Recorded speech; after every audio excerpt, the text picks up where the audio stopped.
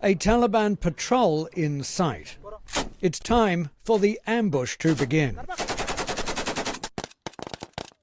Afghan soldiers sweep past the dead looking for prisoners of war. All goes well because it's a training exercise to prepare these young men for the real thing, which they will face soon. Patriotism and poverty ensure there are always fresh recruits. As a soldier in Afghanistan's National Army, I can 100% assure you that we have the courage to defend our land.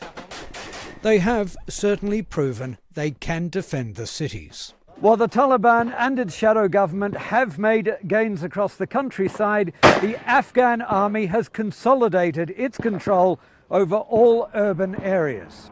With neither side seemingly capable of an outright military victory and the US in retreat, a peace deal seems inevitable.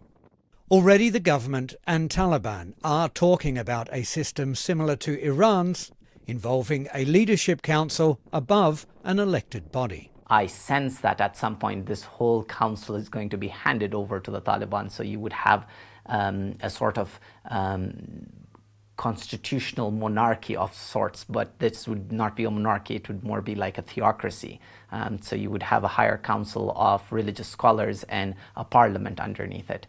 No one considers it the best solution. Right now we're at such a bad place that we just have to go for the Occam's razor. We have to choose the first path that sort of guarantees that there is no more violence. It's a worrying direction for many Afghan women. A Taliban-led council would likely ban female education, just for starters. It's mainly women who suffer and bear the most heartbreak, so there's a need for a wider presence for them in the peace process. Any decisions must be made in the presence of women. Otherwise, such a process will be incomplete. When it comes to the peace process, the Taliban says it's not in a rush. It's nonsense when they say the Mujahideen are tired of war. We never get tired.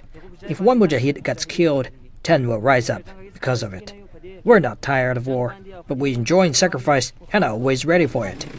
Violence is expected to escalate as both sides seek a stronger hand at the negotiating table.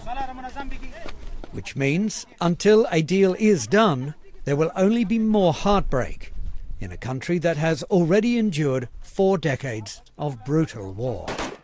Jack Barton, CGTN, Kabul.